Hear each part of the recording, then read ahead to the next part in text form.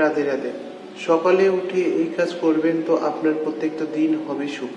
সকালে উঠে কি সারাদিনের মধ্যে যদি এখন এটা কলিযুগের মধ্যে সর্বপ্রধান শ্রেষ্ঠ কি আছে? নাম সংকীর্তন।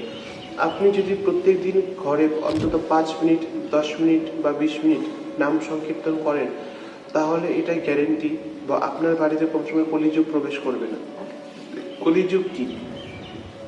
মদ্যপান করা, নেশা জাতীয় জিনিস করা, পরস্ত্রী সঙ্গ করা, উল্টাপাল্টা জিনিস সেবন করা, এসবই কলিযুগ। মিথ্যার আশ্রয় নেওয়া, মদের পথে হিংসা রাগ, ছালকাপড় রাখা, এগুলা কলিযুগ। এগুলো দেখেন সমাজে চলতে গেলে আপনাকে মিথ্যা কথা, এটা আমি বলবো না যে বলতেই হবে। এমন আছে মিথ্যা কথা বলার যেখানে আপনার পরিস্থিতি আসে সেখানে চুপ থাকেন, মিথ্যা কথা বলার আমার মতো দরকার নেই। কিন্তু ব্যবসা যদি করেন, অনেকে বলে মিথ্যা না বললে ব্যবসা হয় না। এটা যার যার মনোভাব, আমি কিছু বলবো না এটাতে। তো সকালে উঠে কি সারাদিনের মধ্যে যদি আপনারা কিছু করতে পারেন না পারেন, 20 মিনিট অন্তত কীর্তন করার চেষ্টা করবেন। বাড়িতে একসাথে বসে না করতে পারেন, অন্তত কাউন্টারে বসে কীর্তন নাম জপ করবেন, তাহলে কলিযুগের প্রভাব আপনার উপর পড়বে না। নাম নাম জপ করা মানে কি? নাম জপ করা মানে আপনি ভগবানের কাছে একটা স্টেপ করে আগাচ্ছেন। এই জন্য নাম জপ করছেন মানে আপনি ভগবানের কাছে যাচ্ছেন। নাম জপ করেই কলিযুগে সব কিছু হবে।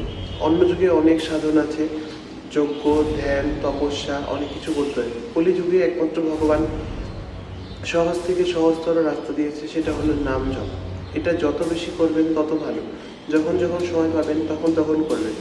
আপনি যদি কাউকে আর নাম জপের জন্য আগ্রহ করতে পারেন, সেটা আরও বেশি ভালো। আপনি নিজে করবেন, সাথে সাথে আরও কাউকে আগ্রহ করার চেষ্টা করবেন যে আপনি ও করুন, তাহলে তার উপরে কলিযুগে প্রভাব পড়বে না। তো এইভাবে আপনি আপনার দিনচর্চা রাখবেন, তো আপনার দিন খুব ভালো যাবে।